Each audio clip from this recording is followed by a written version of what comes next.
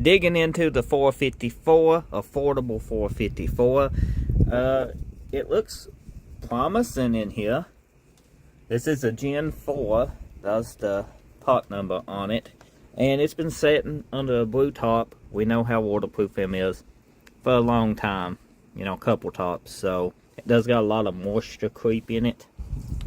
And we're just going to dig into it and see how deep we can go. I done got an appointment with the machine shop. I'm going to see how far they need to take it in case the cylinders is wore.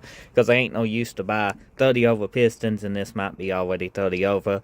Or it might need to go 40 or 60. We just tear it down and we'll see what we get into. I got the intake off. Not as bad as I would thinking it's going to be. You know, that's something down in there, ain't it? Is that, or is that just that's the guide, ain't it, to the valve? Yeah, not as bad. You can see a cam. Hit miner came back. Hopefully the cylinders don't look like that on the inside, because if it's been 30, it's going to have to go a lot. Hopefully it's just the cam. But you never know till we get in there.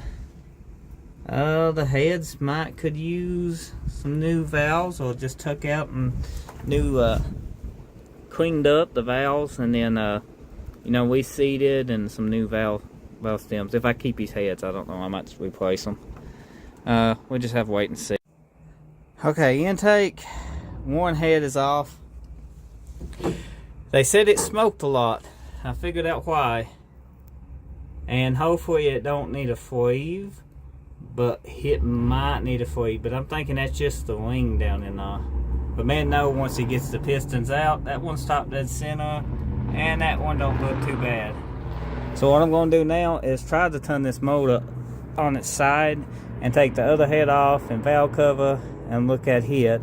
The lifters I'm not too worried about. I undo the timing chain and I just spin the cam by hand, and those should pop up. Kentucky's here taking the valve cover off. We got the engine setting up. It took both of us. This is a heavy SOB. And look what he did in my yard. He was doing donuts yesterday with my Charger.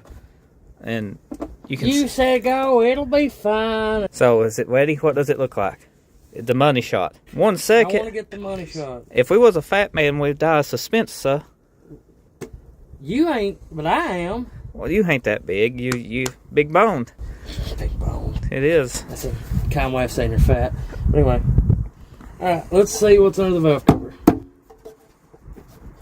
Let go. This ain't too epic. Uh-oh. You leave a bolt in it? Look at that. You left the bolt. Left the bolt. Yep. There's 4 on one side and 3 on the other. It ain't a small block. You caught me in my ignorance. Yeah, it's a big block. Ooh. Looks okay. That's what I like to see, is when it gunked up, not too rusty. I mean, over here a little rusty. Look down in there. It's fine. That gasket's still good. Reuse that. Yeah, man, good. And the reason we left the springs on it is help to get the head off the dowels. Uh-oh, that's heavy, Kentucky. It took me everything in me to lift it, but you've been working out at the gym. I've been working out a lot. Yeah, want me to hold you? Am I going to film you too? Are we filming? I'm going to film them both. 2 hand, hold on. Money shot. Whoop. Right there would come out. Let me get on the tailgate. Yep. It's poor tailgate. It's holding a lot of weight. It is now. Ready?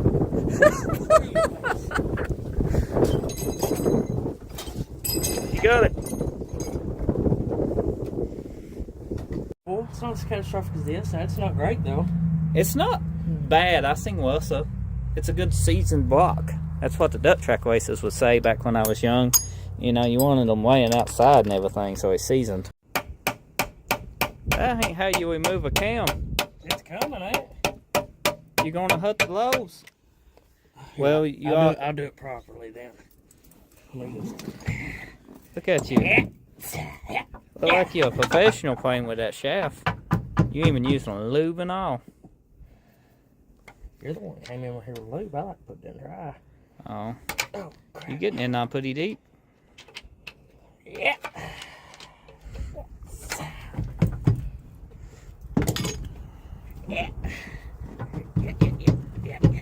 got some tight bounds in it. Yeah. I don't know if it's from the rust or if it's just that tight. It's definitely the rust. Now I got clearance. Like some WD? No. You sure? I like to put her in dry. See, look there. I spit on it for you. Oh, that's all it deserves. Yep. Come on. You want to take that home with you, build a lamp out of it or something? Actually, I do. Okay, well, you can have it. Don't say I never give you nothing. God, dog, you mowed the hell out of that bed. Look at that. I ain't letting you do the cam install on it.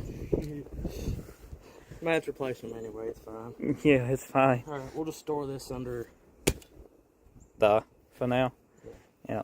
Okay, now we have to flip it over, oil pan, crank, and pistons. You going to let me get these out first? We can knock them out from the bottom. Okay. Unless you just want to fight with them for a minute. I like fighting with them. Okay, go ahead and fight with them. Okay. It's a big baby sometimes. I have a lot of these to throw. Kentucky Life is hard at work.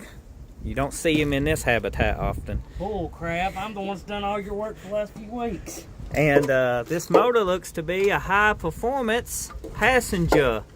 Look at that. High performance passenger 454. We hit gold. If it's, you know, if we get a crank and some rods out of it, we're doing good. So far, we have saved 0 parts. The cam's been told, well, heads. We got the heads. I ain't looked under them too good, but I think they'd be fine. We got this head over here. This is the one with the broken piston. James.